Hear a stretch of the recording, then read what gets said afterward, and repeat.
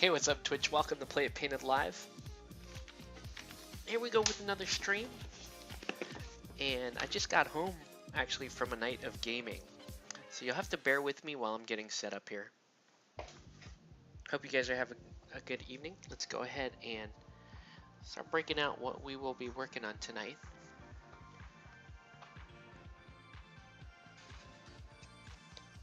Fun night of Guild Ball. And now, I picked up another commission while I was out, so we're going to deal with that. Once again, if you're just joining us, welcome to Play It Painted Live. Who else do we got here in this? Ooh, that's fun. A little brain pan there, and memory. Oh, that's fun, little veteran graves.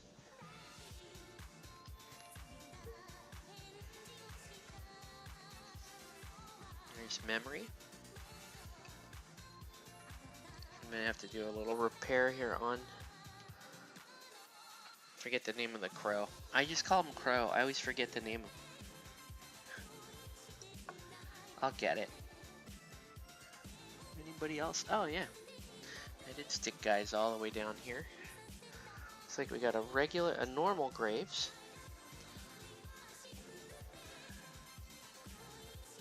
And ooh, silence. Who else is supposed to be in this set? Oh. And there's also a Cosset. Yeah, grass isn't too bad. It's okay. I thought the grass was terrible when I first saw these. That grass isn't terrible. Let's see what we got. Is there anybody else? Am I missing anybody on this team?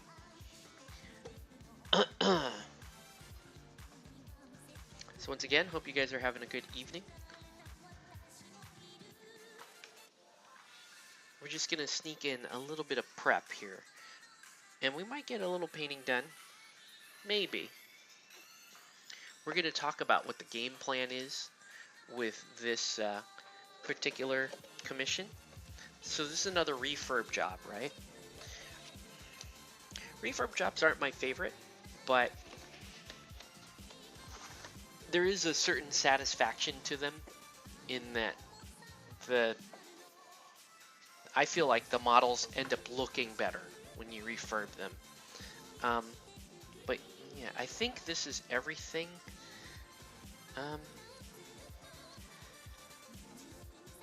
This is very easy. I may be able to get those guys done. Yeah, see, they didn't pin. It's just sort of the crow just kind of sits like that. And I don't really have a good way of fixing that, so. Now so there is one issue here, and that is because Brain Pan and Memory don't have anything done on their basing. You like my little, that's a little trick there. You use a little saliva as kind of a natural activator for super glue. But you just hold these together. So if you're just joining us, welcome to Play It Painted Live. Let us know what you're painting and what you should be painting. We're doing a little planning right now. So I just repaired the little crow there. And so, yeah, here's the issue. I mean, I could do flock the way the previous owner did the flock. But I don't like it. I don't like it. The Cosset, the red on her dress is kind of cool. But let's handle the basing, okay? Because it's important. So, so what I want to do for the basing is let me get all this crud out of the way.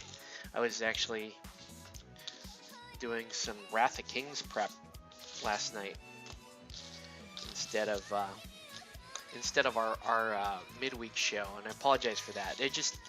you know, it was Valentine's Day last night, so there was a lot of other stuff going on, and you know, Valentine's Day's for other stuff, let's say. Okay, so now let's get what we want to do here. So here's my general plan. I need to rebase these, and so I'm going to use this gray pumice to do that. This is a Vallejo product. Really awesome product. It just solves a lot of problems, right? It's just a kind of a very simple fix type job here.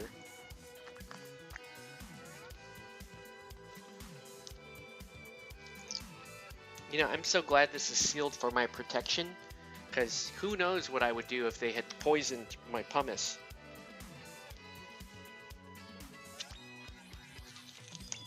All right.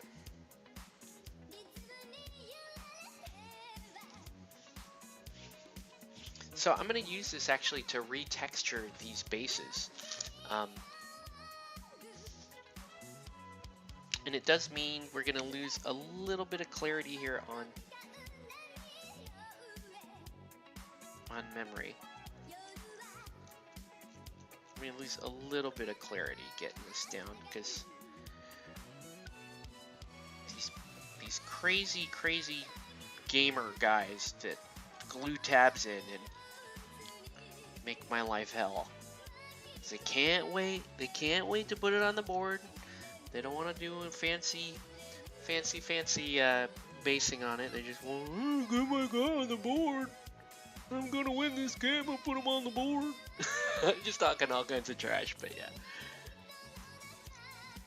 I know from my own experience, a good 70 to 85% of gamers do this. Because they're gamers, they're not hobbyists. You know, they're not going to sit there and wait for their team to be fully painted or even fully based. They're not even going to pin their models. They're just going to slap them together and, you know, give them a lick and a promise and put them on the board and hope for the best. Am I talking trash? No, not really. I mean, that is the truth. That is what they do. And, you know, I say that without any moral judgment. That's just the reality. That's just what they do.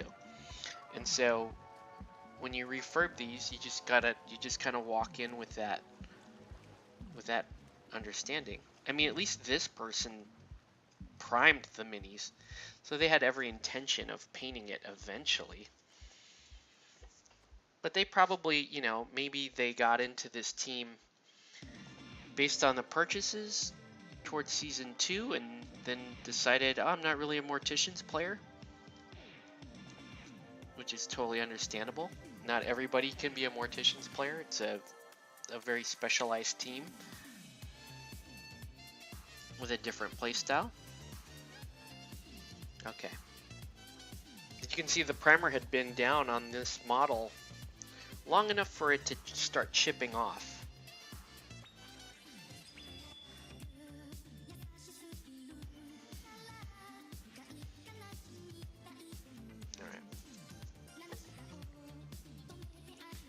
We're going to do brain pan here.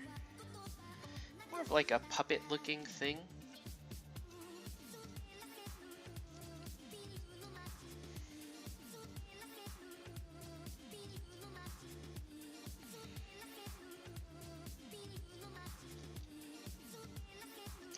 But I'm going to use the pumice to kind of give it just a little bit of generic texture.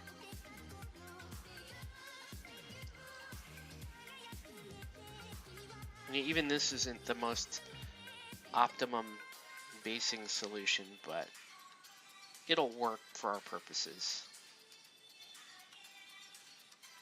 I mean, I could even just do PVA glue and just re-gravel them, but that's not very fun.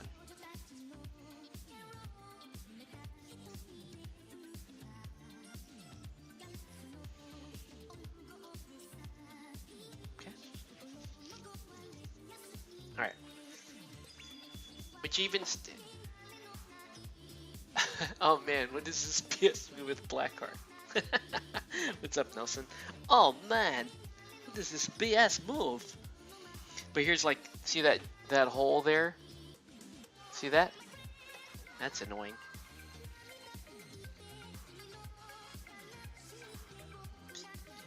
Damn gamers. I gotta put it on the board right now. I'm just talking trash, Nelson. Talking that trash. But yeah, I'm gonna cover up. I just think that flock looks awful. I think it's not a very good. I mean, I can leave some of it exposed, but I'd rather just put a nice, you know, reasonable texture down like this with the pumice.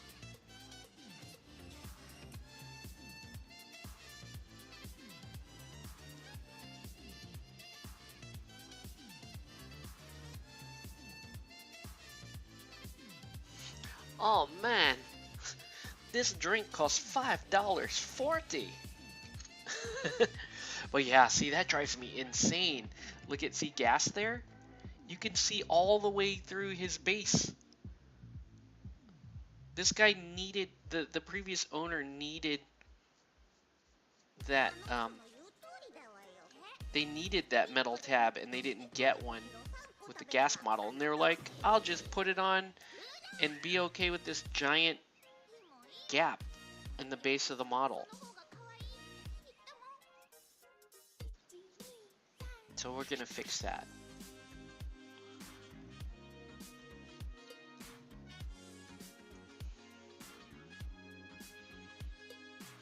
And Gast is one of my favorite models, so this hurts my heart a little bit. But we're gonna do a full repaint on him anyway.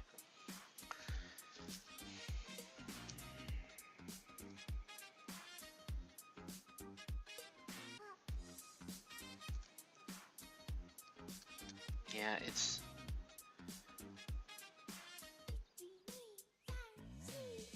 I'm glad I bought my another jar of this pumice, because I spent the previous jar on my next part of Wrath of Kings, filling in those deep well bases.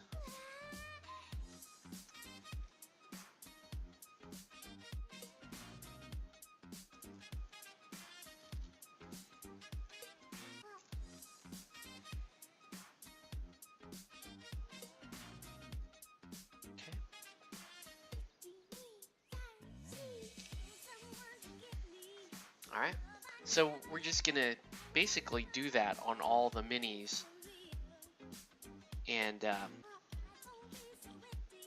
kind of get, you know, it's a level set, right? We're gonna get everybody back down to that style base.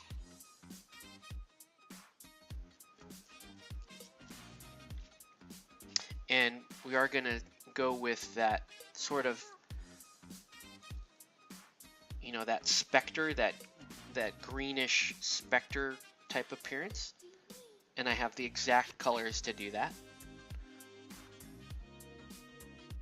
The idea is going to be most of the underclothing of the models will be that green, and then most of the overtones will be dark, like charcoal or black.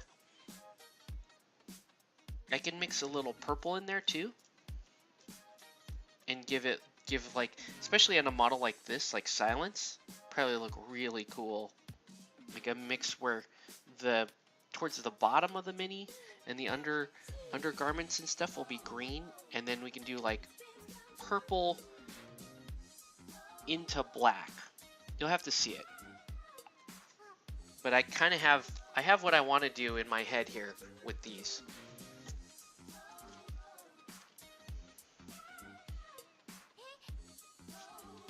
Yeah. What? I don't... It's fine. It'll be okay, Octave. Just calm down.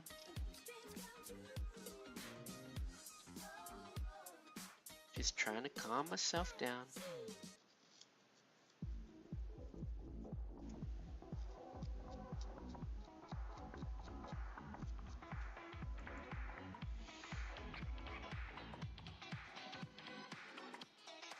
I want to thank everyone for tuning in tonight. Hope you guys are having a good evening.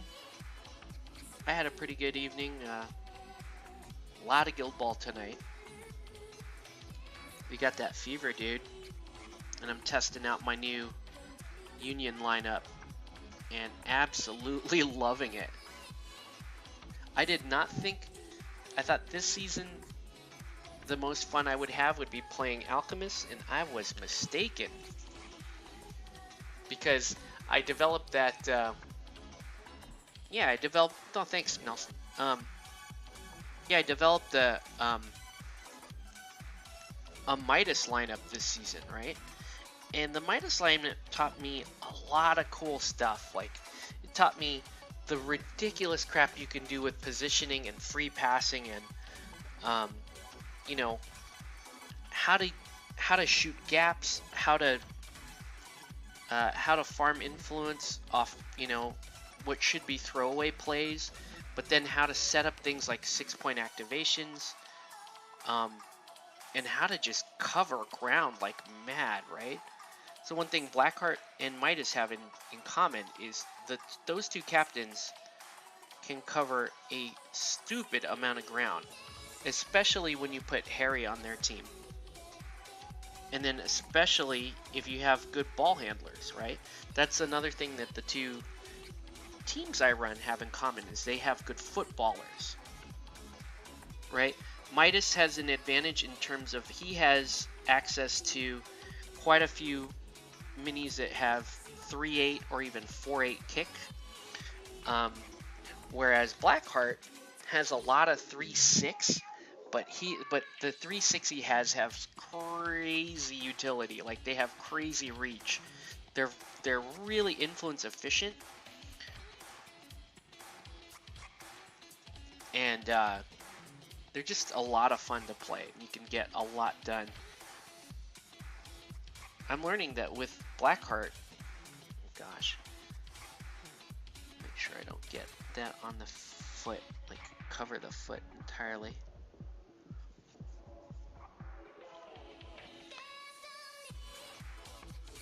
Like, everybody, what I like about the Blackheart lineup is everybody can do something. Every player can do something, and you have enough influence to go around such that you can actually do something with every, you know, with every piece.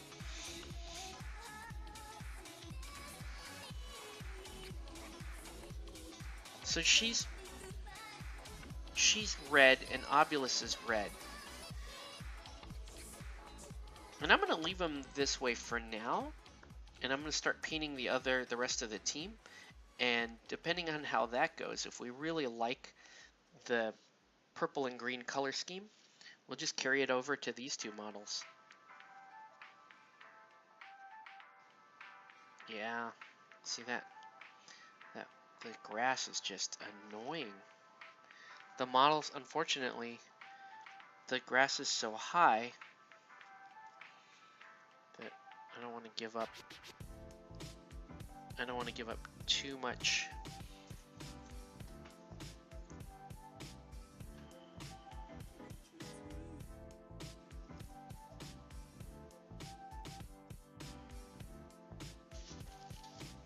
It's like just sort of piled high, this pumice.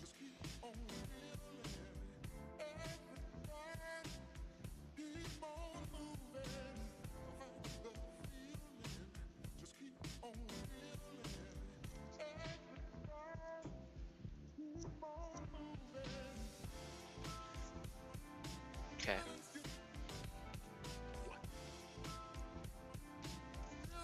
So we got a Vet Graves.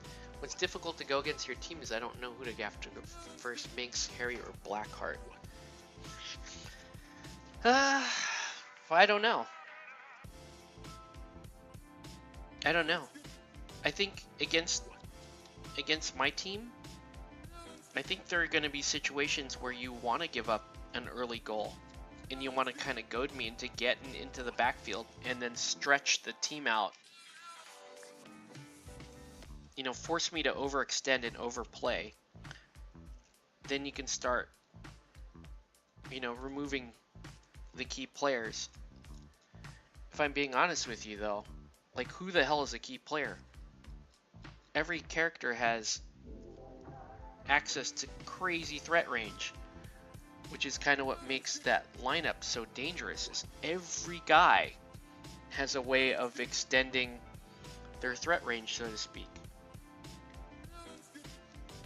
I mean, ideally, ideally what you want to do is you want to do a little bit of chip damage to Blackheart and disrupt him just enough to keep him off the goal and try to win that first turn momentum race.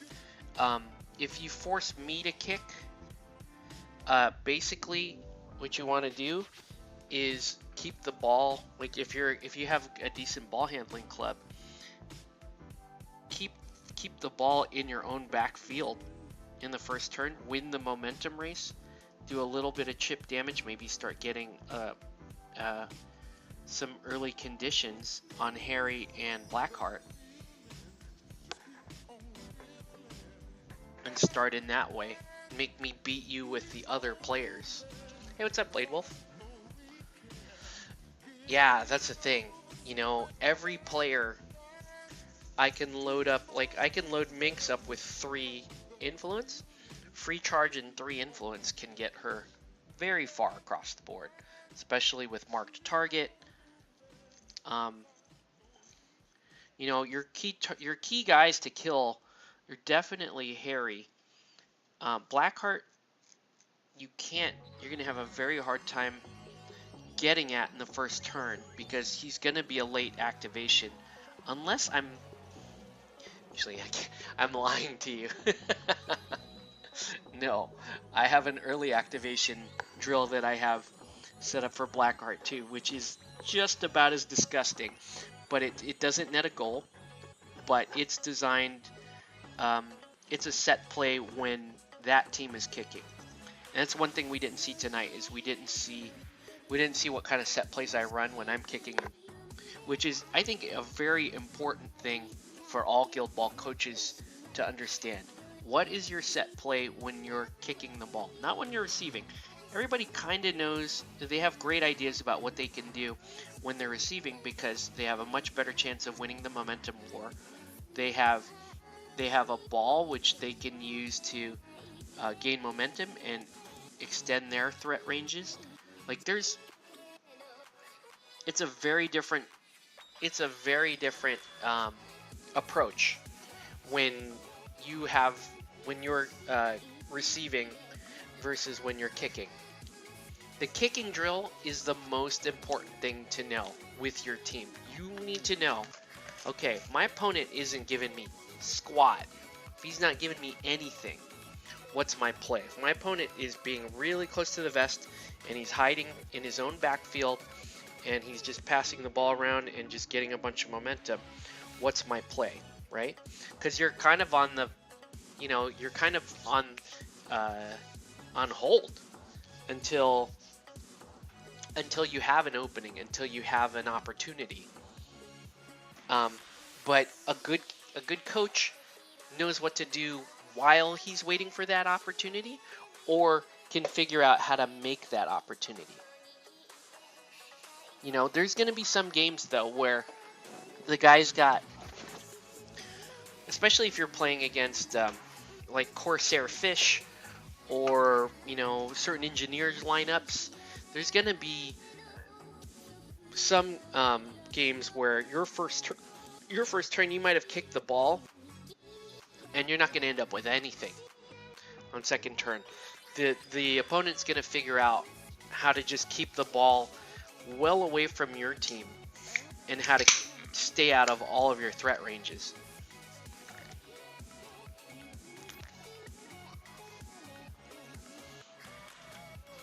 A lot of times when people are talking about lineups with me and what they want to run, gosh, I'm gonna need to. When they do stuff like that, they put these really, really strong characters. Strong character, right? And they didn't think about, well, what is going to extend my threat range? What is my fallback plan? What am I going to do when I can't get the ball or the opponent has killed the ball? Right? What kind of mode is my team in? Now, there are some rosters where you can just build your squad such that no matter what, you have a reasonable play on the ball. It's true. Fisherman team, you can build, it's very easy to build a fisherman team that no matter what, you have a play on the ball. You can do that with alchemists. Obviously, you saw that you can do it with Union. Let's see. What are your thoughts on Blackheart, Coin, Gutter, Snakeskin, Benediction, and Grace? I love Blackheart, Coin, Snake. I love Blackheart, Coin, and Snakeskin. That's a great core there. Benediction, I'm not totally sold on. And Grace, I'm even less sold on, if I'm being honest with you. Gutter is in there as a nice bruiser. But, okay, so you have Benediction and Grace in there. And, you know, they're basically arc nodes, right? Grace gives you some healing capability. And she does have a 2-8 kick. I mean, it's not the end of the world. She's also extremely influence efficient. So that's also good. But you have to use her. You have to use her. You know, that's the downside to her her efficiency with influence is you have to have a play with her. Otherwise, who cares if you get, and I've seen it happen, at least in the games that I've faced off against her. It's like, oh, she gets influence, that's great. Now what? What do you do with it? Like, who cares? Like, oh, you know, I know, I'll throw out a heal. Okay, good job. So? You know what I mean? But Grace is a corner case as far as I'm concerned. She's a corner case. You know, you can throw her in there against a grindy team, like against Brewers. Okay, she could, you know, she can help keep your guys around a little bit longer. But look at that team. So you have two arc nodes in there. All right, and so with your two arc nodes, what are you going to telegraph off of them? You can telegraph some very expensive Blackheart plays off of them, but who cares? Blackheart has 8 range on those plays, right? And if you have to telegraph that far with a Blackheart play, then in my opinion, you're not playing Blackheart correctly. Blackheart, I was telling Nelson, Blackheart goes where Blackheart wants to go, and if he doesn't, you're doing it wrong. Okay, Blackheart can go wherever the hell he wants, and if you're not playing him that way, time to find a new captain, in my opinion. So that's my issue. Benediction and Grace, I don't really see a lineup where I would want to run both. In fact, I have a hard time wanting to run one. A lot of people love Benediction. Yeah, okay, so you can prop him up front, and he's this great little tank that can, you know, you can bolster his armor a bit. You can put sturdy on him, and yeah, that's great and all. He gets a free counter, that's great and all. I mean, he's a tank. I get that. But I think he's good. I think he's much better with the rage lists, the vet rage lists, than he is with Blackheart. I don't know. Gutter. Okay. Gutter, I think the problem people have with Gutter is for 2 seasons, Gutter was your threat extension, right? Gutter was the person who would reach across the board, pull someone off the lineup and ruin their life, right? Gutter was disgusting. Especially Season 1 Gutter was so broken, it was just awful, right? Season 1 Gutter made people hate their lives. Season 3 Gutter is the most misunderstood piece. Gutter is this great little battery that can do damage. Does have the nice little 2-inch melee, the crowd out, the anatomical, and the and scything blow if you want to throw her into a crowd and proc a bunch of splash damage on people. Fantastic, right? But she's not a first turn piece. Don't put shit on her in the first turn. Move her into position. Don't put any influence on her. I make this mistake all the time when I field Gutter. Gutter isn't going to do shit in the first turn unless your opponent is really dumb. Your opponent has to be really dumb. If Gutter's getting swings in the first turn, you won the game, man. You won the game. Like, somebody did something really dumb. Don't put anything on Gutter in the first turn. Gutter is your turn 2, turn 3 absolute nightmare. But make sure, like, the whole thing is make her unassuming that first turn. People get so scared of her because of, experienced players are like still traumatized about what she was capable of doing in the first 2 seasons. Gutter is a very different player now. Chain grab? Who gives a shit about chain grab? Chain grab is terrible most of the time. It's a very corner case ability, and why proc that when she has so many other cooler things that you can proc off her playbook anyway? So Gutter's your turn 2, turn 3. After you've got Blackheart down up the field, and he's scored a goal, or he's done what he's gonna do for the turn, you put that full clip on Gutter, and you go after a low defensive target. You activate towards the middle or late in the turn, and you just turn that shit into a battery, right? You're going after low defensive big guys with armor, preferably. And just rip into them, just let her rip. Do what you got to do. But my problem with Gutter is, other than 2-inch melee, I got so many good options in Union. You got so many good options. I don't see why Decimate shouldn't be in every single Union lineup. She's easily one of the best players in the Union. Like, what is not to like about Decimate?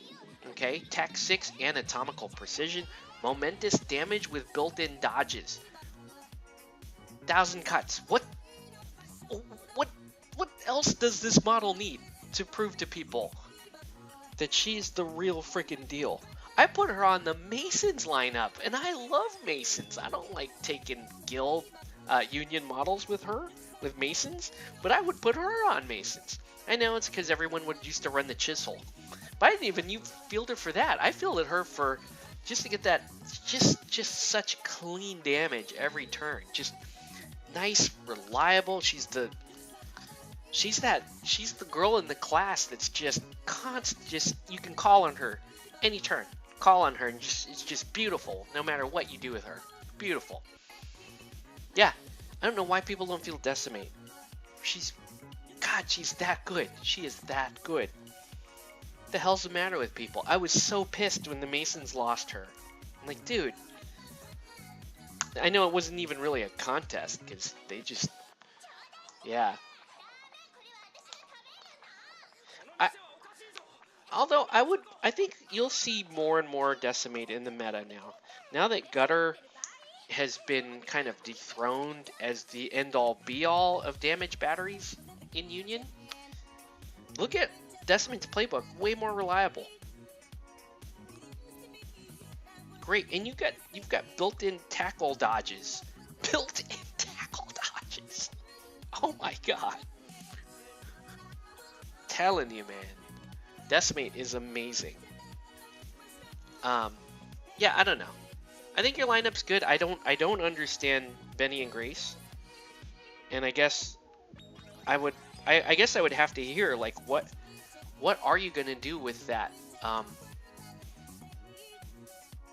You know, what do you do with both on the same lineup? Unless you're running, okay, let me tell you this. I would run both. I would run both in the lineup if you had Mist in there. It's done, like, put Mist in there. Better yet, put both in that lineup and take Mist and take Seasoned Brisket as your captain. And then who's your 1, 2, 3, 4? Who's your fifth player? Decimate or Harry, actually. You want Harry. You need a 2-inch melee in there. You only have Benny at 2-inch melee.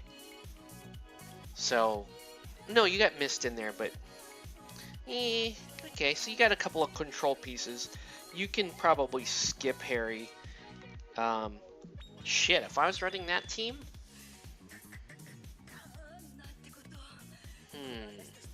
Harry might not be bad. You know who would be good in that team if you're gonna run that team? Hemlock. Yeah, Hemlock would be good in that team. Or Minx. Minx is good in every single team. Point blank. Minx is good in every single team. I think that Nelson, if you were paying attention to one thing tonight, every player, well, every game featured Minx on both sides of the board. I should tell you something. Free charge, 2/3 influence, snare off damage, and back to the shadows. What's not to like, man? Minx is ridiculous. You see how good snare is? Snare is ridiculous. Like, take that every time, man. Alright. See if I can get this thing to stick without killing itself.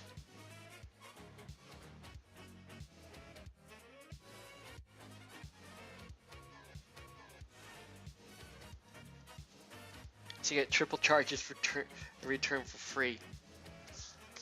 You added back to Hunter, so you got Cena, Minx, and Fahad.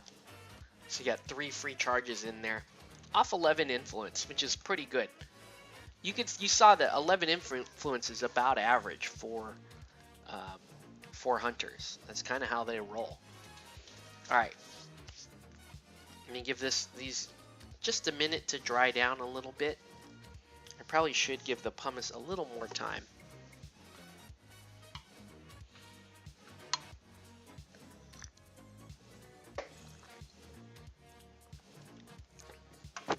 Cena, Minx, and Fahad.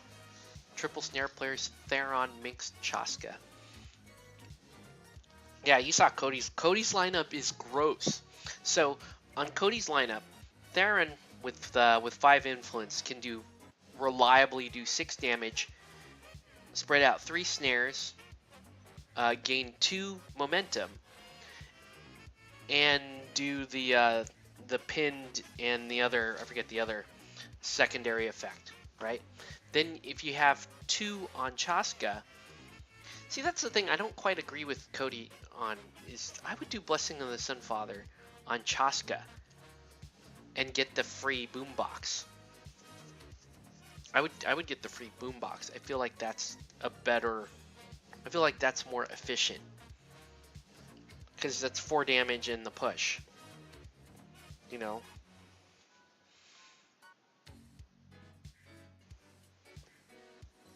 But damn, those big plays with Cena. You can see how he sets up Cena, you know, for that late turn charge. Now, a savvy opponent will try to figure out how to lock down Cena. And the only way to do that is to get a 2 melee mini to go lip to lip with her. Right? And then go lip to lip with her. That way, if Cena roars, that model is still within melee range. Then Cena will have to spend an influence attacking that model. That model can then counter. Well, counter wouldn't. That model can then counter to kind of keep pace with it, but probably not worth it. So, yeah, Cena's gross. You play for Cena's your big finisher, obviously.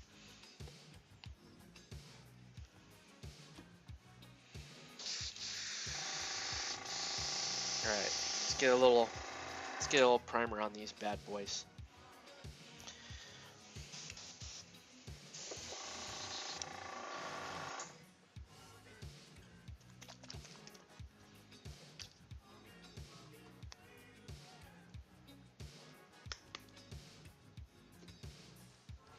So I'm gonna pull Cosset and Obulus out of this lineup,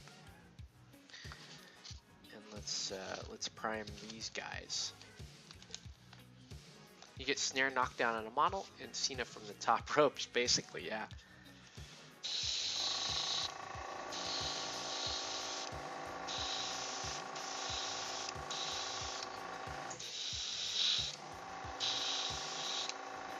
Silence will probably be the coolest looking one based on the color scheme that we chose.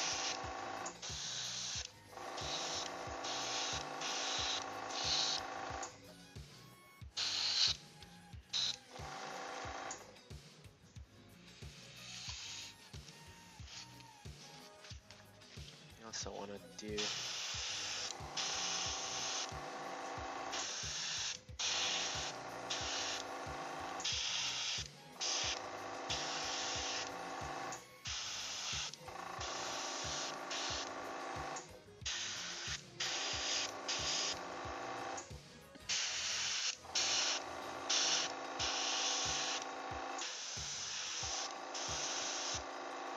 there's still a gap in there.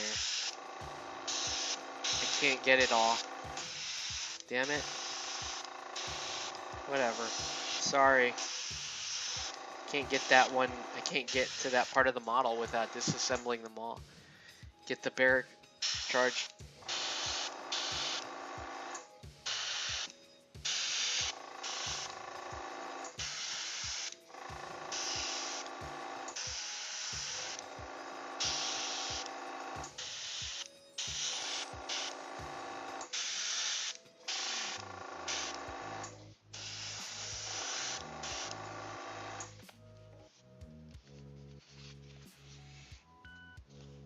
Yeah. I'm even redoing this. Sorry. We're just redoing it, man. I don't like these.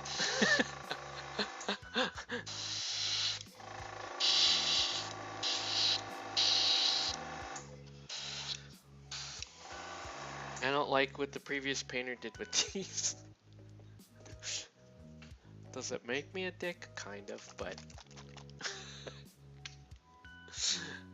Yeah, but you've seen a bear hugged octave, yeah. And got three VP off of that takeout. And there was nothing I could do about that. Because Cena is disgusting.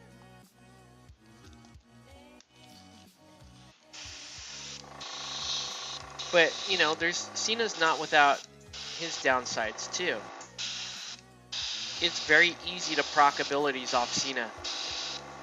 Yeah, he's got tough hide and a lot of boxes, but he's still 2-0.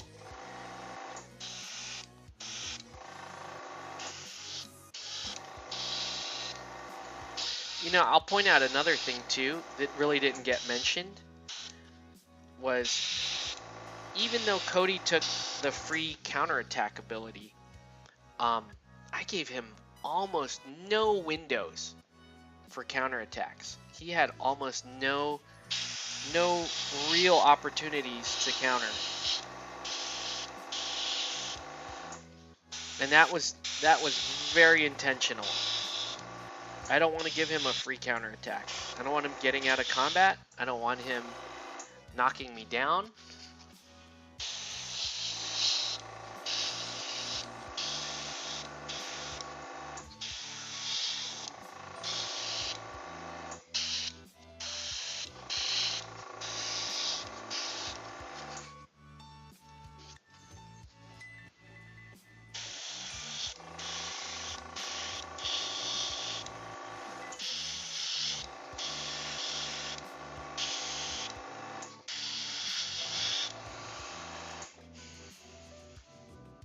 high risk bear.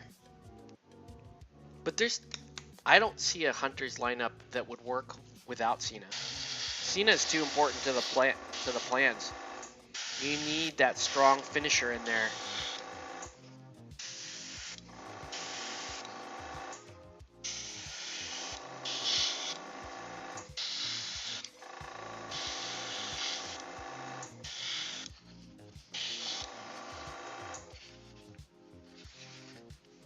Truth be told, in Hunters I keep 2 knockdown boys.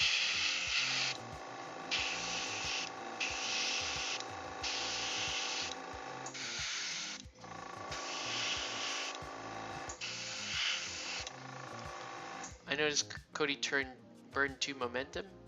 Thought he was able to counter but couldn't. Yeah. You saw that little dance I did with Decimate, right? Get in, make him counter, dodge out. Attack the other one, make him counter, dodge out. She's so good. She's so good. Just saying.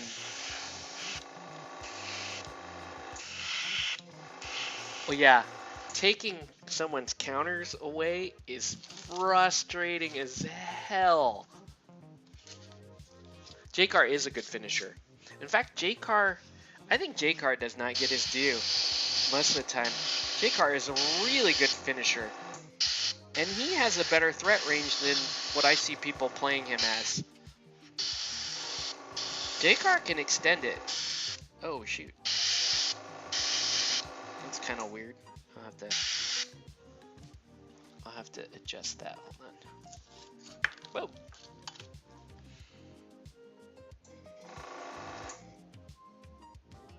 Here we go. It's weird just spraying this stuff wet. You got it though. I got shit to do. We got time for this.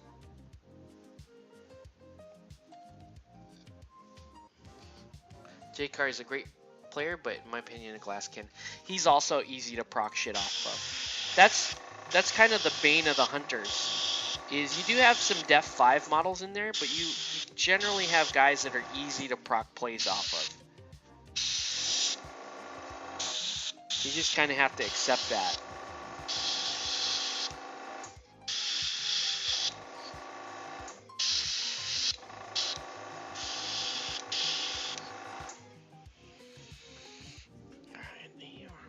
Do with that.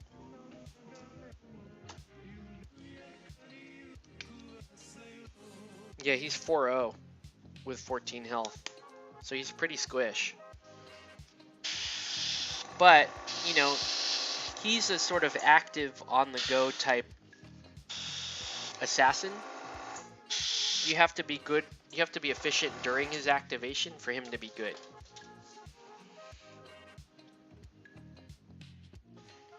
Alright.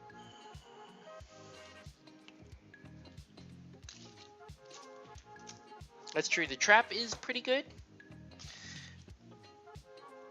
But, I don't know, the trap is, there's usually a reasonable workaround to the trap.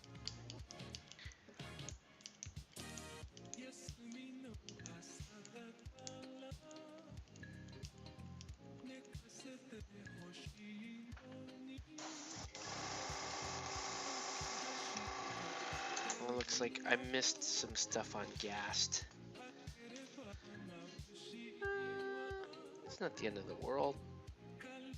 Actually, let me get it real quick. It's not too bad.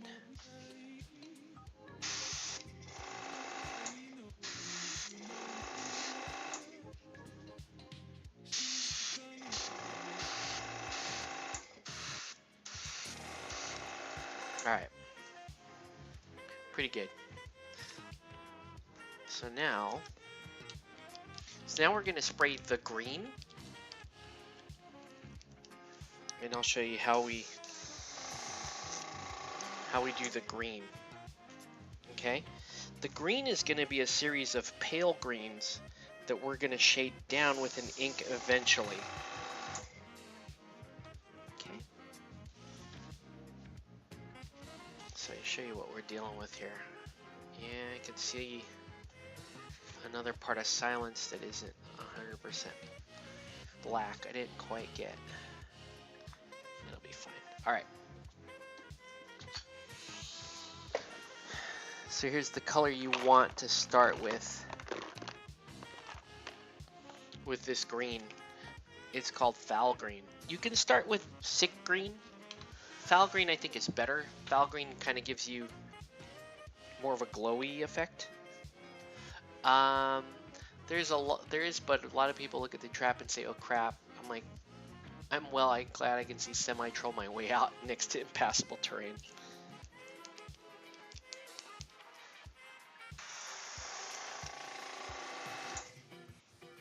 All right.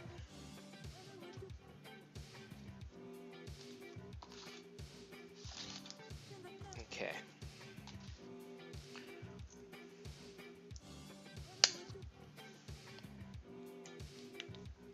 So we need a lot of this foul green. Really gotta shake it up.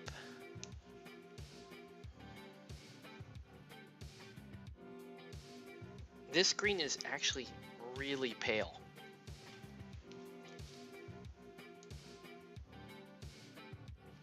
It's really pale. Need more engineers players. You do. Okay.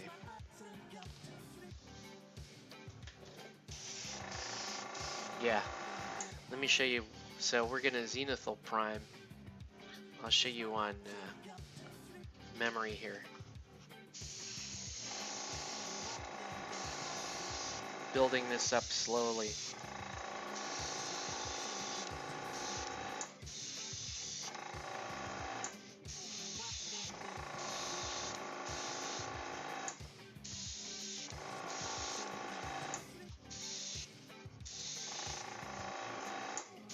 This is such a cool color scheme, man. So I'm gonna leave it like that. Just leave them like that for now.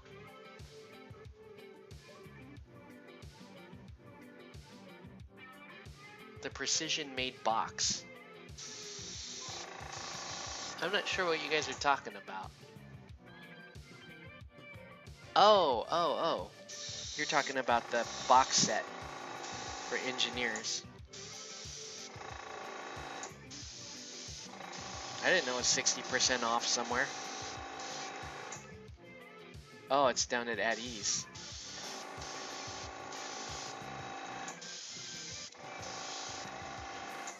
Might have to do a road trip, Nelson.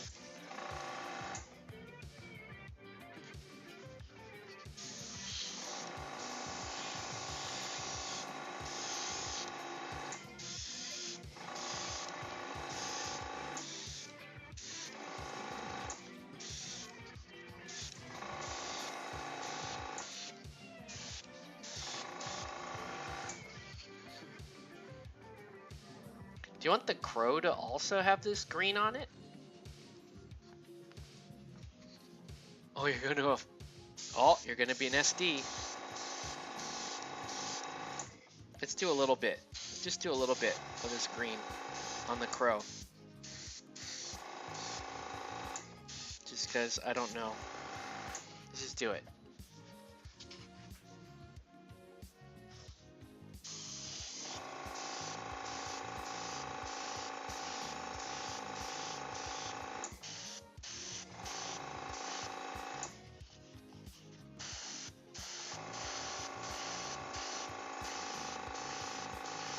Whoa.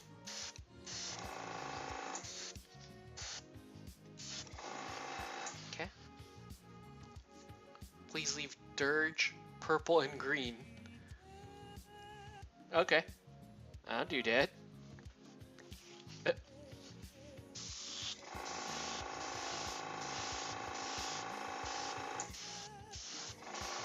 No, we got left a little bit of red on scalpel. Don't worry. We will fix that, sir.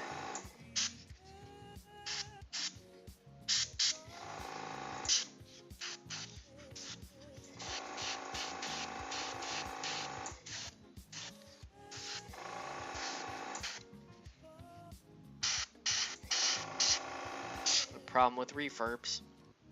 Ugh.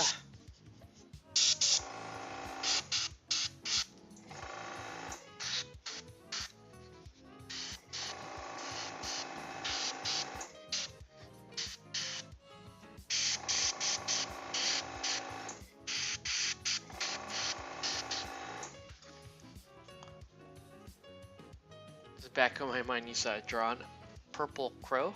Oh, cool.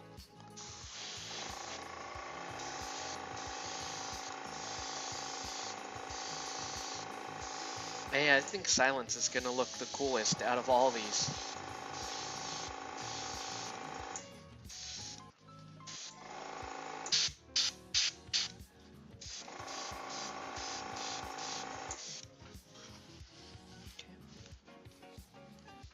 And then regular ass graves.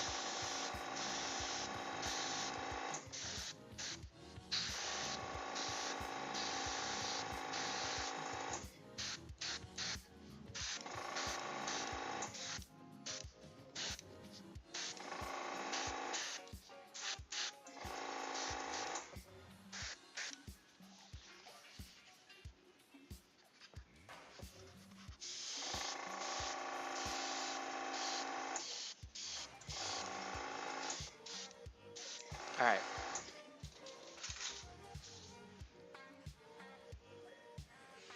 So now we're gonna punch up this green a little bit, right?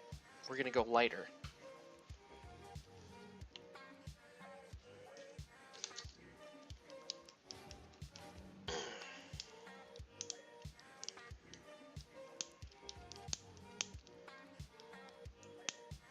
Just to show you what it do.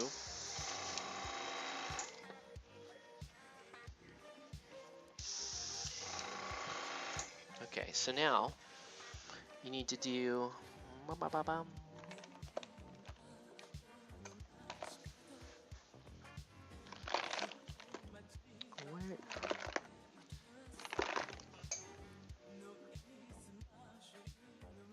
I know what you're thinking. Octave can't find his paint again.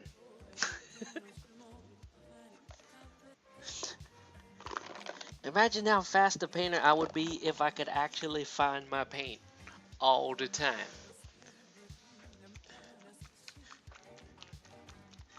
Alright, so now we're gonna punch this green up a little bit with this light blue. Okay.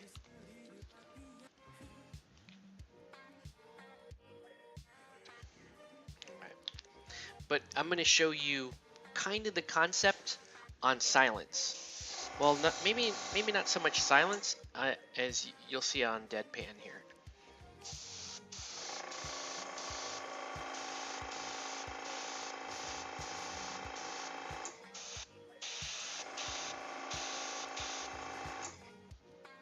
Ugh, he's moving.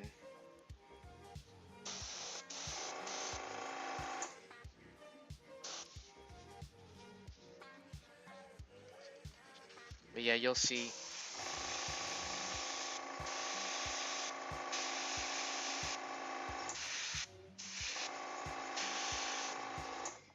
So we're just using this light blue to kind of give it the lighting that we want. And then we're going to take it back down. It's going to be nuts. You'll see. You will see.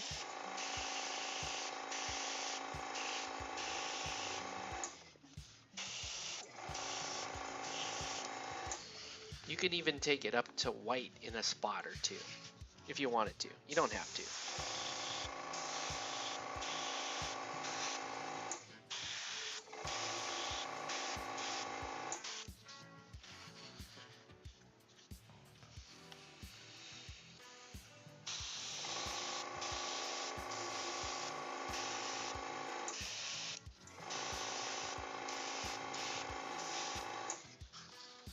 I want to say this is the 5th Morticians team I've painted.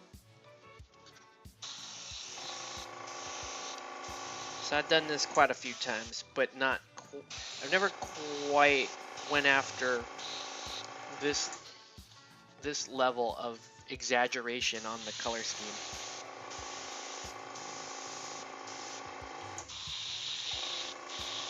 It should be pretty fun.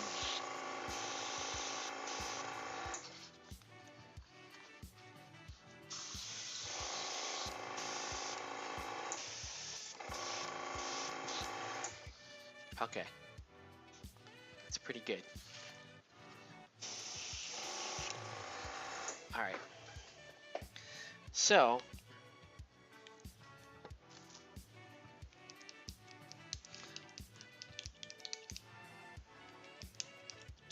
now's usually the time where we do a dry brush. And I'm going to wait to do that till later, because I want to show you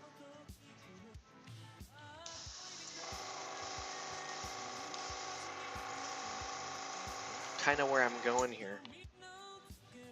Actually, no, I better do it now.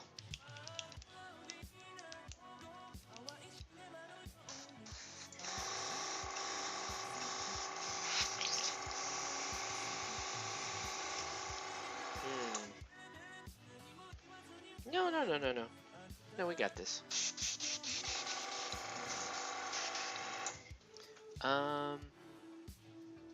Yeah. We're gonna do the dry brush later. Alright. So now we're gonna take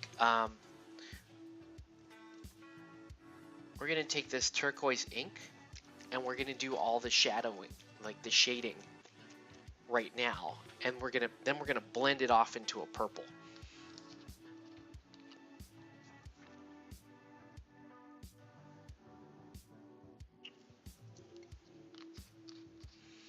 And I'll show you here on Rain Pan. All right, so this is really dependent on where you put this shading. It's fairly important, because the better you are at generating the contrast, the more believable this whole thing becomes. Right?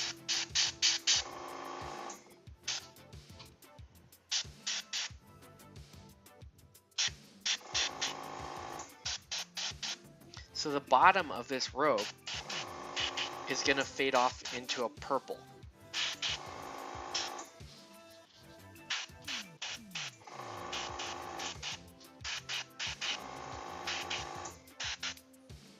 And possibly even a black.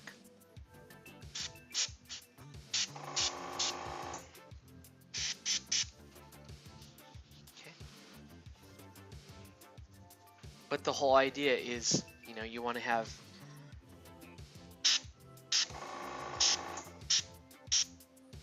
that contrast in here.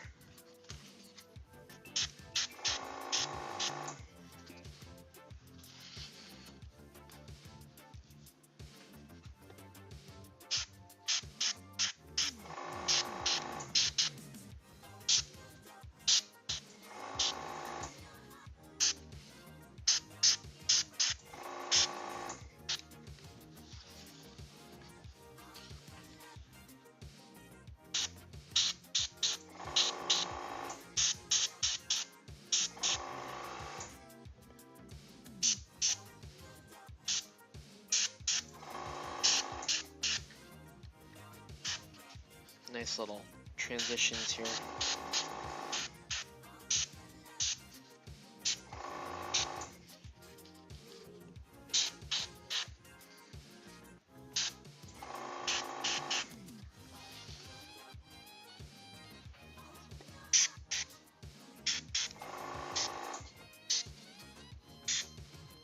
So the closer you get to the crow's body, the more purple you go.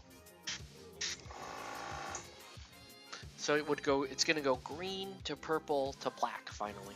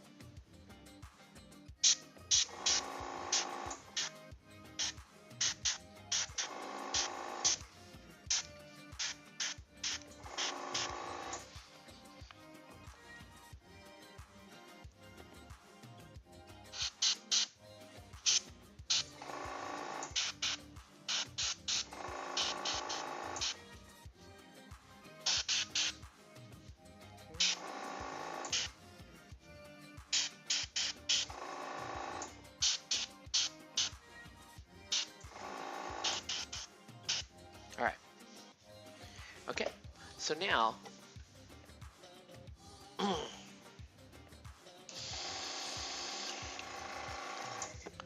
we're going to start fading to purple. And here's where your airbrush cheating skills come into play, because you just go straight into purple. You basically give no fucks about having to pick an intermediate color.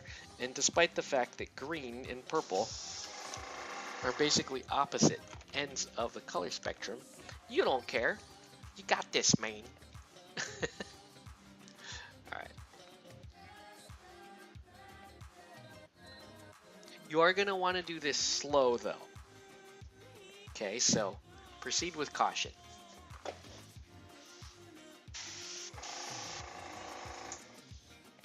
Alright.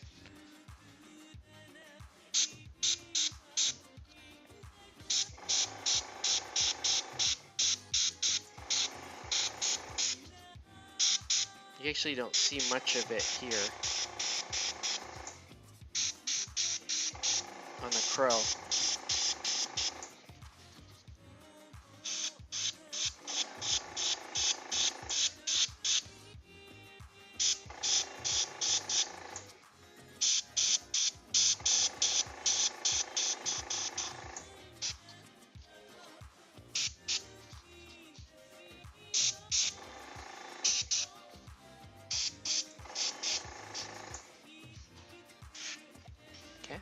That's the starting of it. And you can see some on this.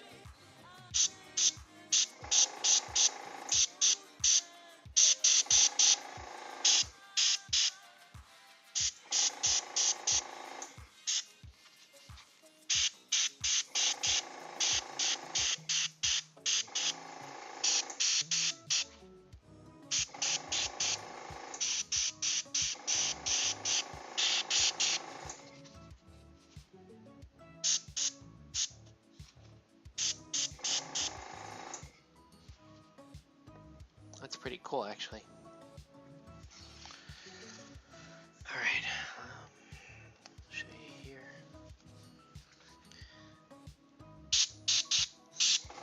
So his boots will be purple.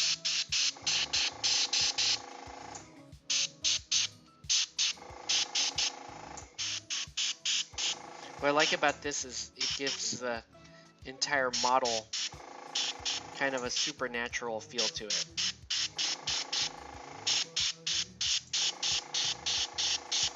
Because you're fading everything from a purple to a green. And then it's going to look even more pronounced when we rock the black into this too. Because that purple is going to fade into a black.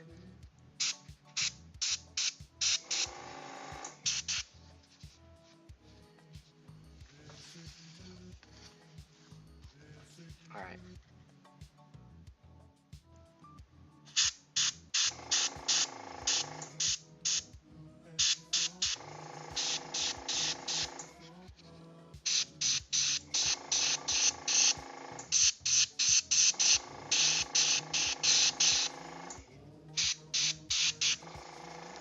That's hot right there. Love that. That is what we are going for. This is what we paid money to see. That. And we're going to sharpen this shit when we edge highlight it. It's going to be crazy, man. So much fun. I told you silence would look the dopest out of these.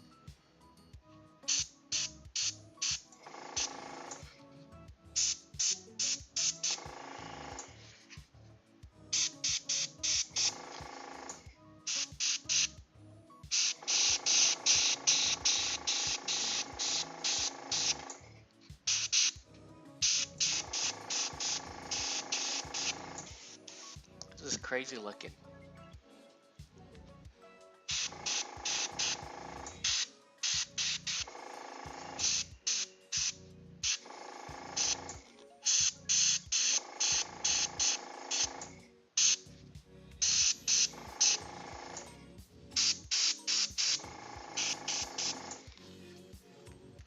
Dude, that is what we want. It looks crazy good. Crazy good, you guys. Alright. I'm so hung out from last night.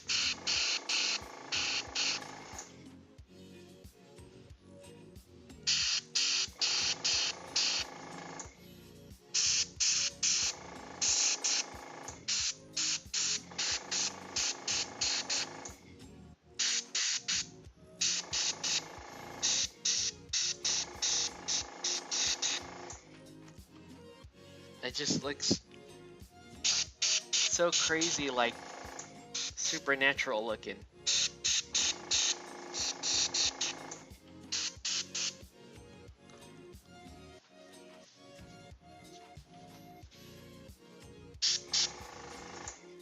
But yeah, don't worry, we're gonna... Everything looks a little iridescent right now. But we're gonna darken it up and sharpen it.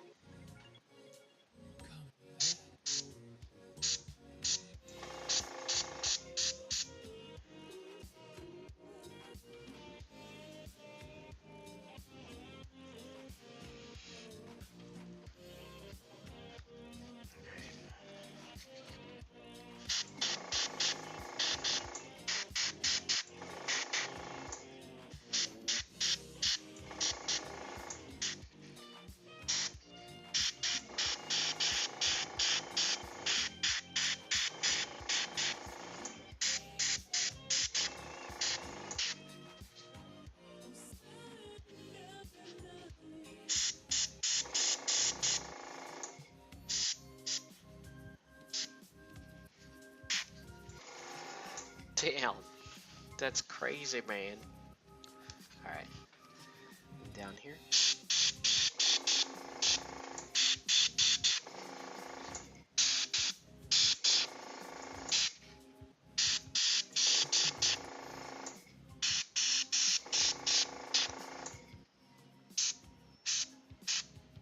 What I like about this is I'm not being very respectful of where different pieces of clothing begin and end. And I'm kind of doing that as part of what makes this look like very supernatural looking. Was that the colors kind of spill into each other and they play off each other, just like the person really is a ghost.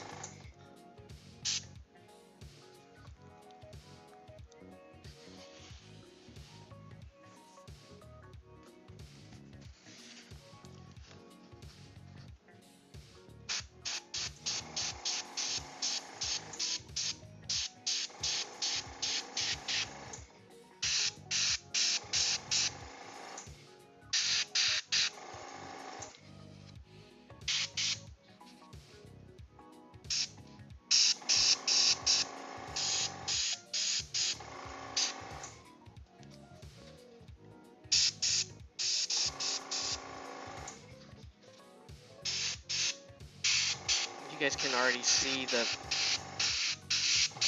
this transition is gonna look.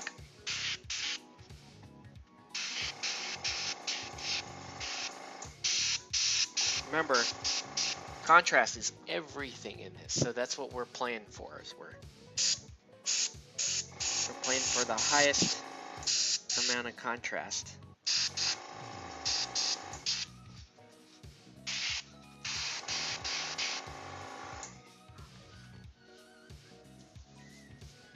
Dude, I'm telling you, you should just do the whole team in this color.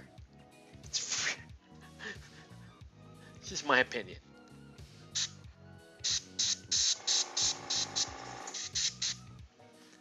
That's like way better. It's like way better. Your call though. Alright.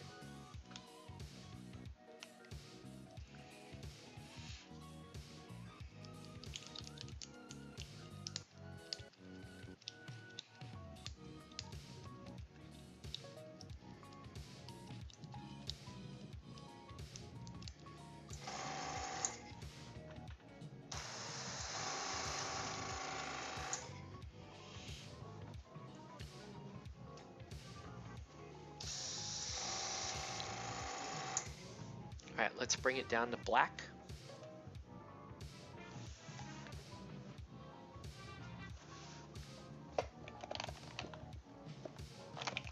If I can find my black ink. Blah, blah. Where's that black ink?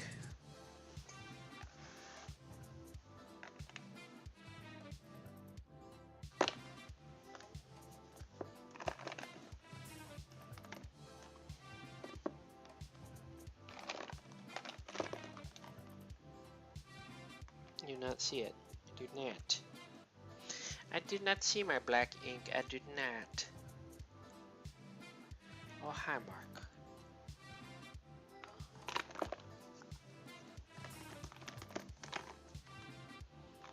That's green ink.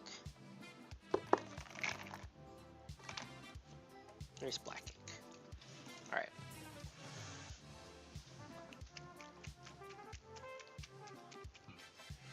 So black ink is going to be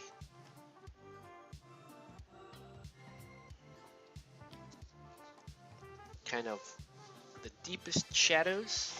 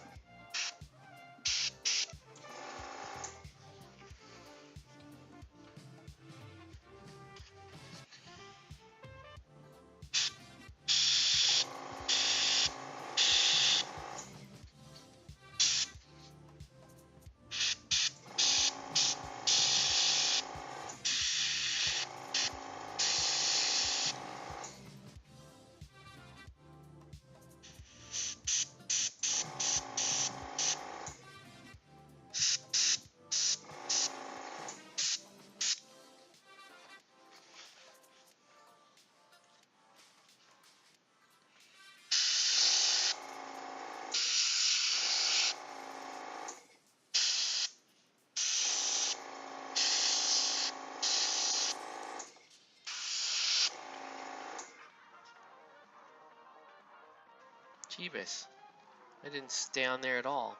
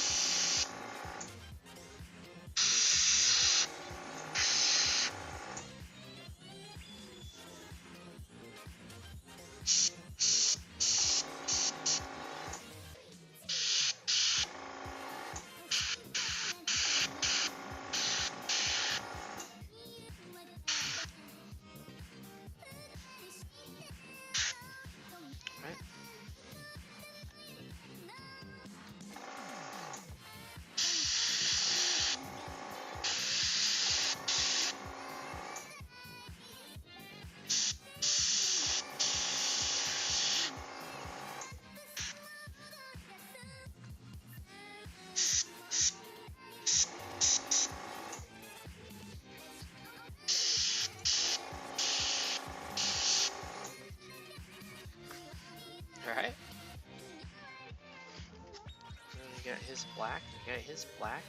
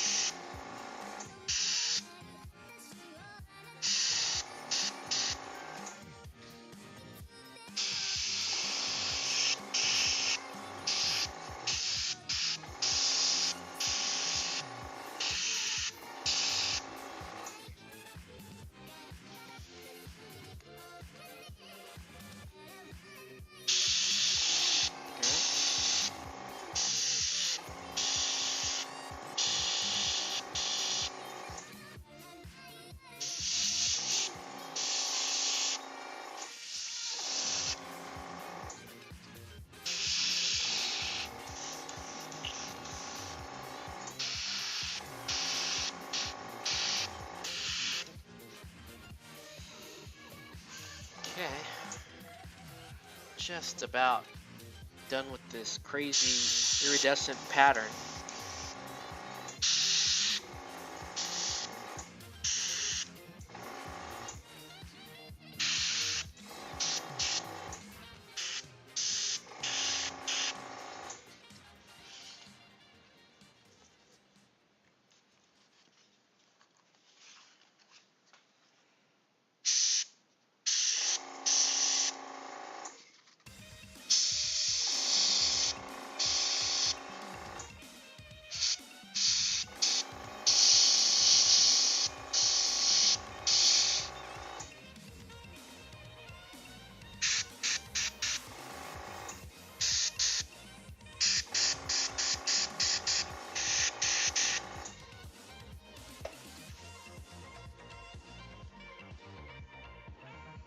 That's everybody, right? Everybody kind of has black too.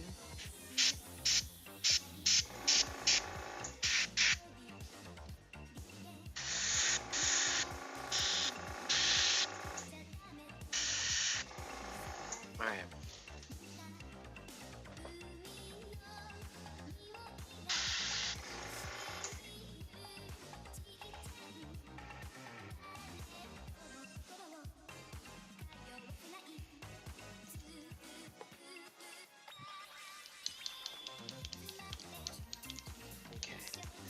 Now we're gonna do a dry brush.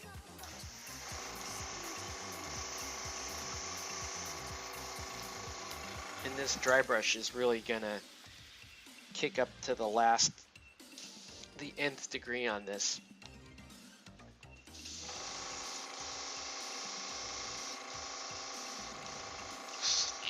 And I may end up having to do it twice because I'm actually doing this a little earlier in the process than usual.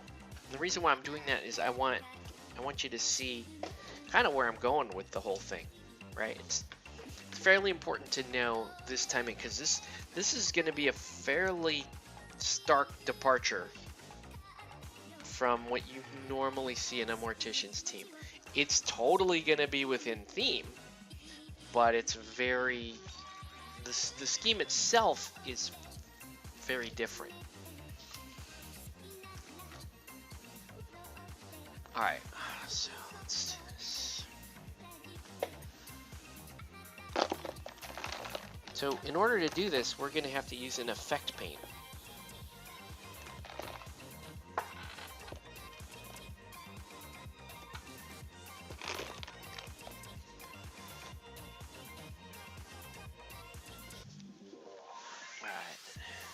This is one of my favorite effect paints to use. So we're gonna just do this and then we're gonna call it a night, but I want you guys to see it before we, because I think it's freaking so cool. All right. So what we're gonna do is we're using this verdigris color.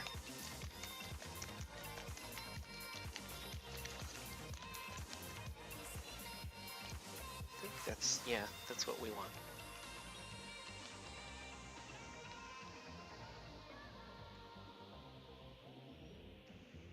This is different than the verdigris I used to use in the past. All right. In this, we are going to dry brush this color.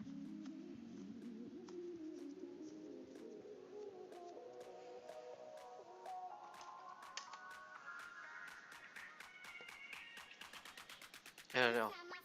I'm this close to just spraying over Obulus and Cosset and doing this because I really do think this is gonna look so much better than the red and the black.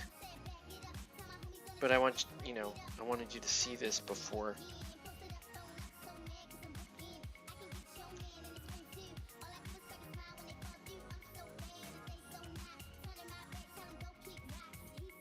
I have no idea what the hell we're listening to right now either.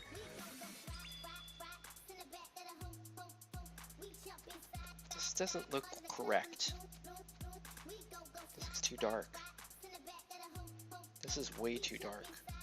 Okay, hold on. I'm gonna get the actual verdigris I want. This is not the verdigris I want. This is not the verdigris I want. thing and check that. That's not correct. That would have been very upsetting. Hold on.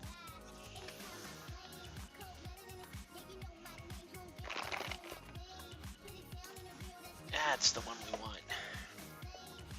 This is the verdigris we ordered.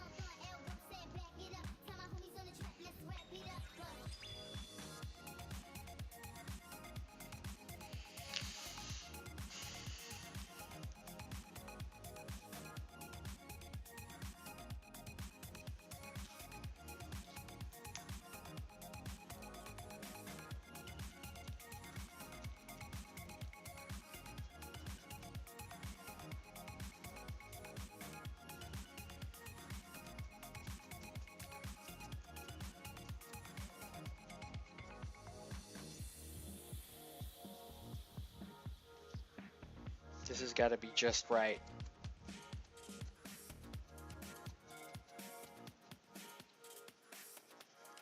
Because if this isn't right, I'm just going to go in with white. I'm just going to call it a day and go in with white. It's not bad. Alright. Do it on the crow first.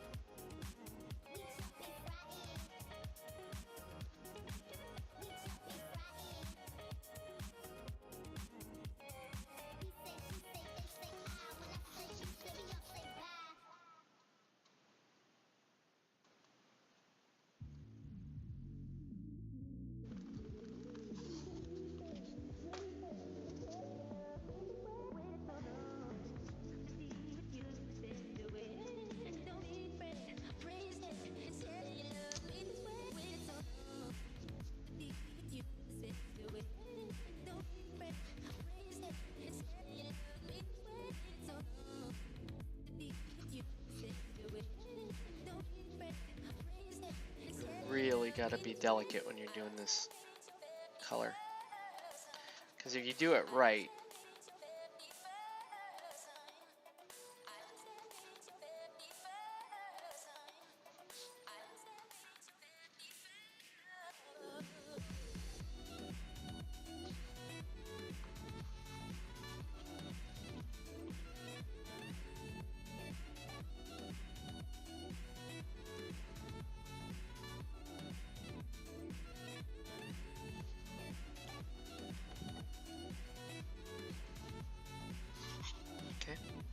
alright, and I'll show you on this guy. It's one of the coolest ones to do it on anyway.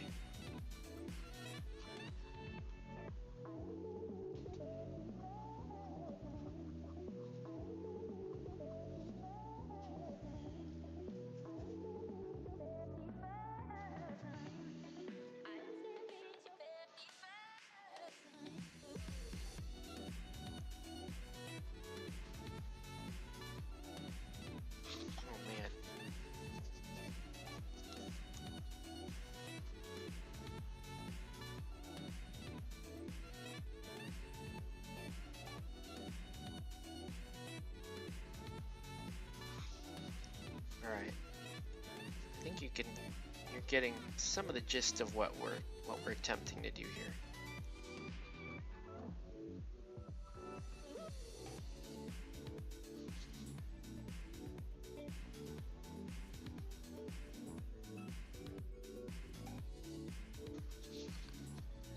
That's wild, dude.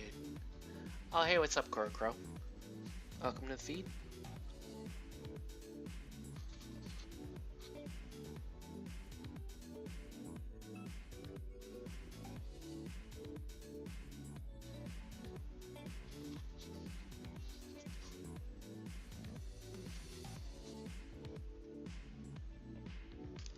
And you can detail it to do what you want, but that's the contrast we're going for. All right. Let me show you on silence, because this is really where it's going to pay off. So that green to purple, and then edge highlight with verdigris. and really cause that contrast to scream.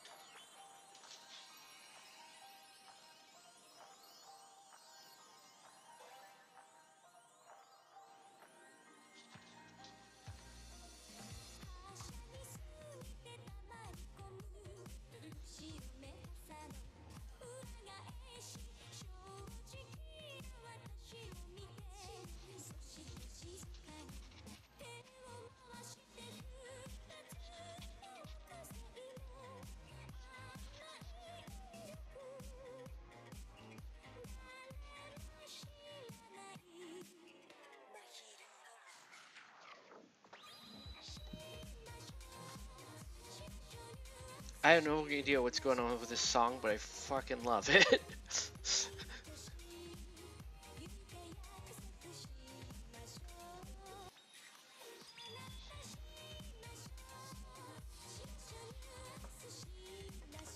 You can see there though. That's what we're going with.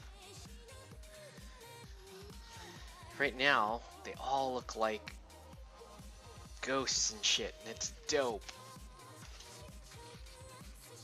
It's gonna look great. This is probably one of the models that's gonna look the most striking.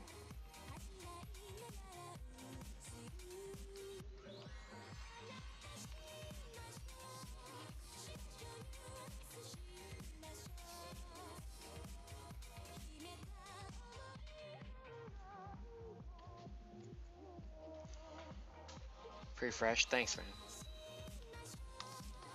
See my show. Sometimes Shima show. That's the lesson learned from this song.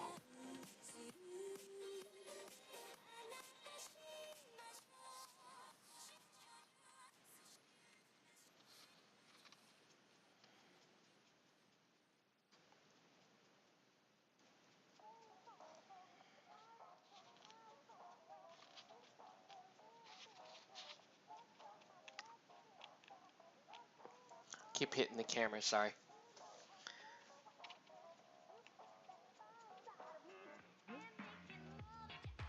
Song's dope.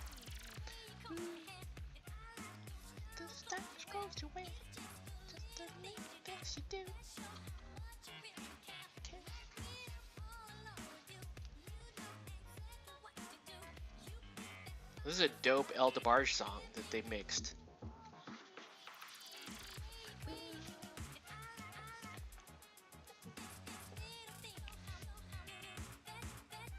Oh damn, this track is fucking hot.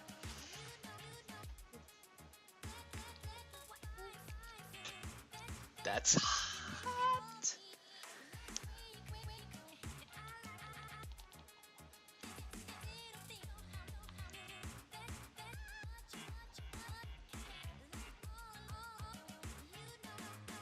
So when you do crap like this, it almost feels wrong to actually go in and paint the skin tones and everything.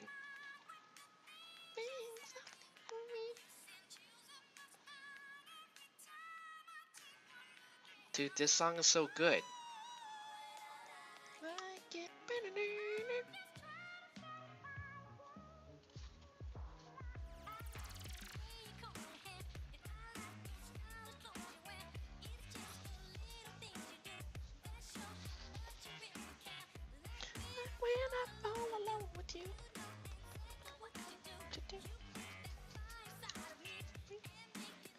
All right. Wow. Shit. All right. I like the song too much. It's a problem. All right.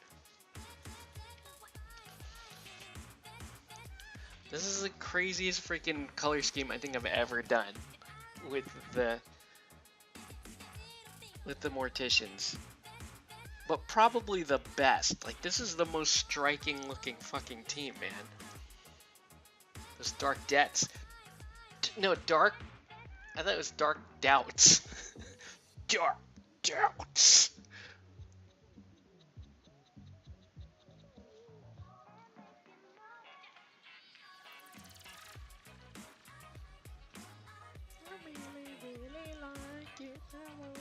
Dark doubts. I wonder how dark it is. Dark doubts. You have asleep? I should be asleep, but look at this. Nelson probably fell asleep. Nelson, let me show you this, man. If you're awake, let me show you this. Hold on. Let me just finish. Let me show you what we're doing, man. Like, let me show you, man, because you're missing it.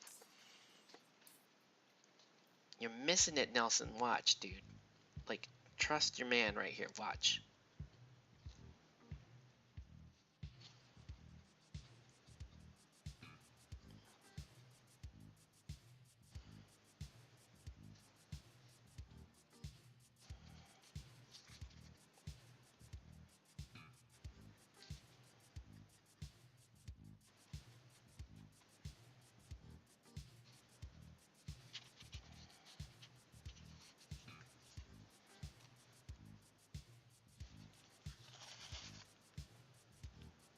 It's most falling in reverse covers.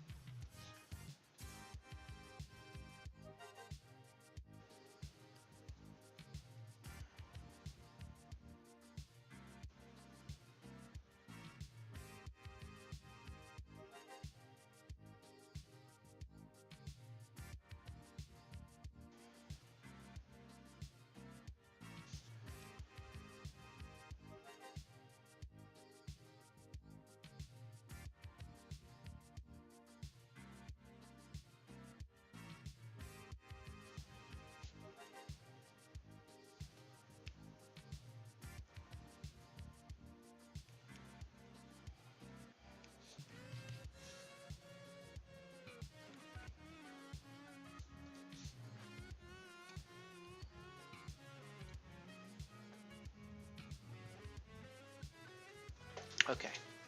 Right? I think that's everybody.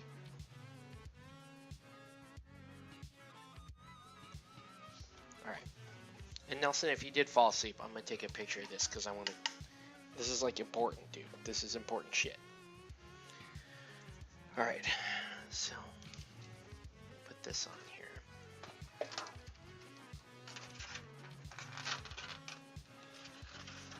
Alright.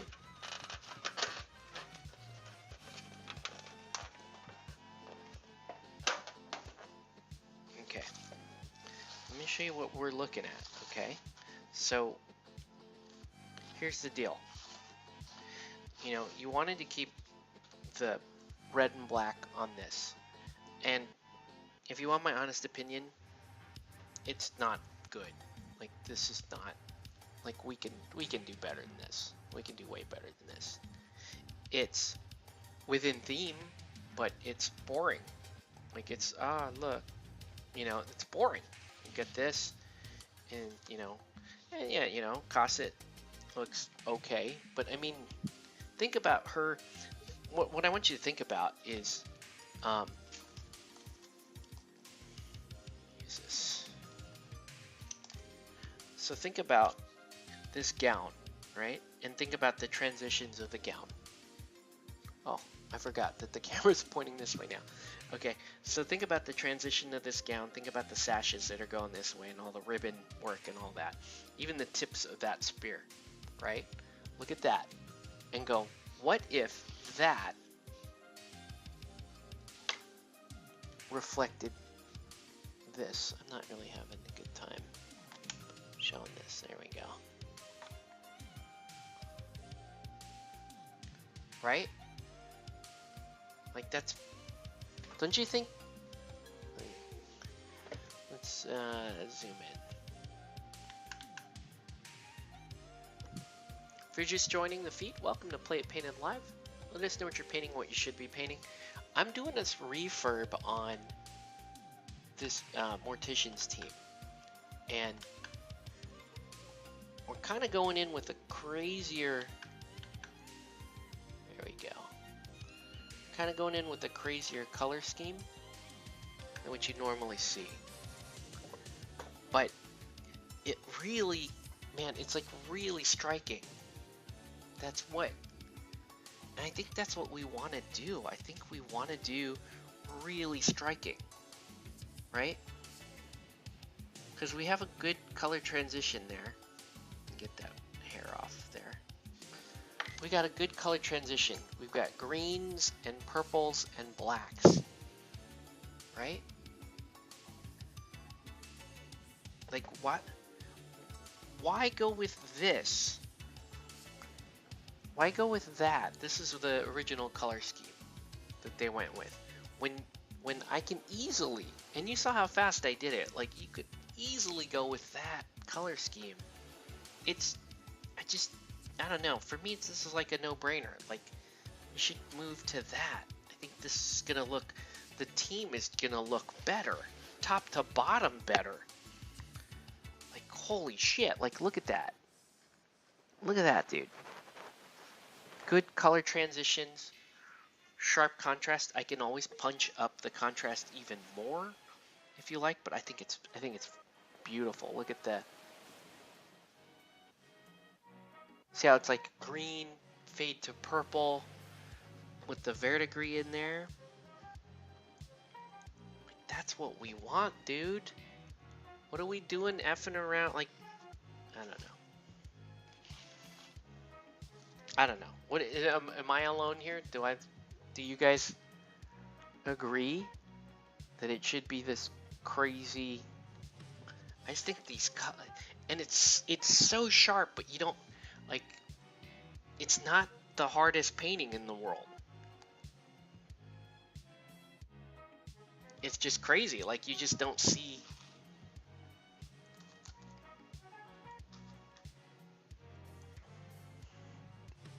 I think this is what a lot of people kind of want or envision in their Morticians.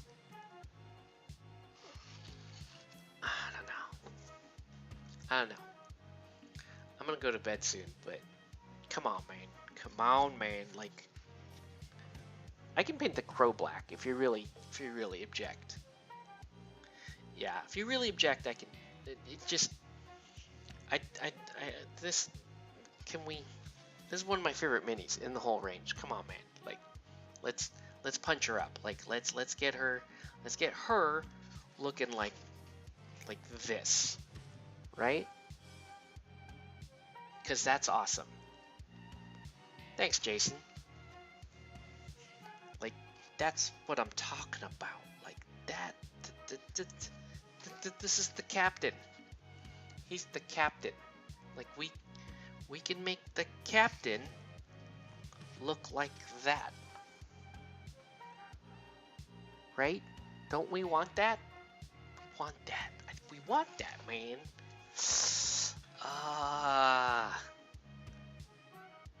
Alright. Let me know, man. Let me know what you want to do, because I think it's better. I do. Anyway. So with that, I think we're gonna call it for the night. Just wanted to get a quick head start on these, get the texture down, get that cool, iridescent, glowy, radical transition, awesome on the board. Yeah, more of death color palette. You know what I mean? Not the red and black. Everyone's Morticians are like black and the cool one of the a compromise if you don't want this is what I can do is I can pick certain articles of clothing and that kind of stuff to just be like a charcoal black just to offset it. I don't even think I should do that. I think all this really needs is I'll paint the skin tones in and keep those super pale and then just wash these. Like just not even wash them, just glaze them and then just hit the darkest of the dark with an ink transition, because he's look freaking awesome. He's gonna look a little strange, mainly because he's got a lot of skin showing, but not really. I think, I don't know. Anyways, so that's gonna do it for this video. I want to thank everyone for watching. Have a good night, guys. We'll catch you on the next one. Thanks for watching.